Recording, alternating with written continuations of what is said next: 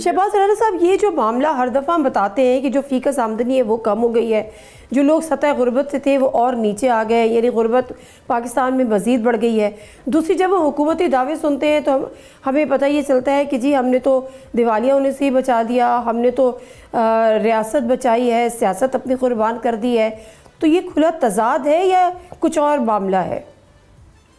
देखिए, जहाँ तक तो ये फीकस आमदनी का ताल्लुक है, ये एक रिलेटिव नंबर होता है कंपैरिजन पर्पसेस के लिए। अगर भारत और पाकिस्तान की फीकस आमदनी का आपने तनासुब एक निकाला तो उसके लिए ये यूज होता है। इसकी मिसाल ऐसे ही है जैसे पाकिस्तान का जो अमीर तरीन शख्स है उसकी आमदन और जो पाकिस्तान का गरीब तरीन शख्स है उसकी आमदन को बराबर कर दिया जाता है। तो this is more of a comparative exercise. इसका ओवरऑल जो एक मुल्क की इकोनॉमी है उसकी जो वेल बीइंग है उससे तो आप दूसरे मुल्क की इकोनॉमी और इकोनॉमी वेल बीइंग से कंपेयर कर सकते हैं। विद इन द कंट्री इसका ऐसा कोई इम्पैक्ट नहीं था, लेकिन ये एक बड़ा नंबर होता है। इसकी एक वैल्यू मीडिया के लिए होती है, इसकी एक अहमियत जरूर है कि जब ये एक नंबर आपका $1800 के आसपास होगा तो इसका मतलब है कि पाकिस्तान जो है एक लो मिडिल इनकम कंट्री है। पाकिस्तान इवन की एक मिडिल इनकम कंट्री भी नहीं है। तो ये कंपैरेटिव पर्पसेस के लिए यूज होता है। जहाँ तक आपने बात की सियासत और रियासत की, देखिए बातें करना बड़ा आसान होता है।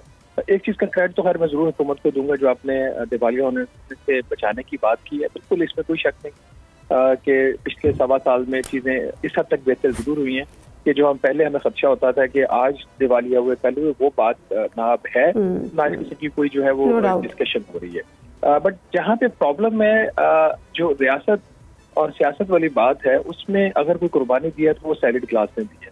जो हमारे हुक्मरान हैं उन्होंने अपने जो तौर तरीके हैं और अपने अखराजात हैं उसमें वो कोई किसी किस्म की भी कोई तब्दीली नहीं लेके आए।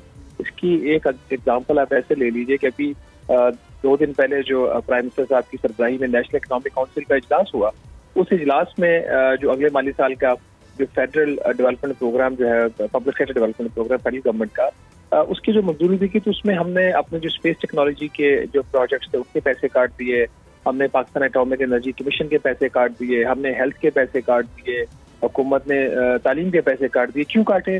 क्योंकि इत्तेहादी जमातों खासतौर पर पाकिस्तान पीपल्स पार्टी की तरफ से डिमांड थी कि हमें एक मखसूस अमाउंट चाहिए अपने सिंध बेस्ड प्रोजेक्ट्स के लिए, तो उसके लिए फिर पैसे काटे गए। कहाँ से काटे गए? स्पेस टेक्नोलॉजी से काट लिया आपने।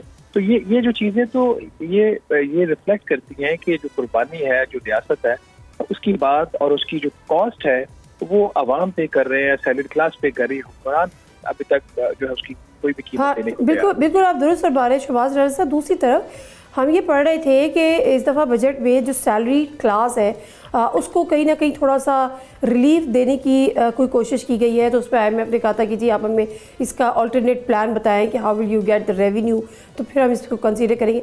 अभी कोई सैलरी क्लास के लिए आने वाले बजट में किसी किस्म का रिलीफ देख रहे हैं? जिस तरह आप खुद कह रहे हैं कि सबसे ज़्यादा कुर्बानी सैलरी क्लास ने दी है, एवरी टाइम जो टैक्सेस हैं उस पर बढ़ जाते हैं। देखिए, पहली बात तो ये कि जो तनख्वाहदार तबके के लिए लफ्ज़ रिलीफ हालांकि हम लिखते भी है वो इस्तेमाल नहीं करना चाहिए। तनख्वाहदार तबके के साथ पिछले साल ज्यादती हुई थी, उनके ऊपर उनकी सकत से पहले ज्यादा बोझ था, उससे और ज्यादा बोझ डाल दिया गया।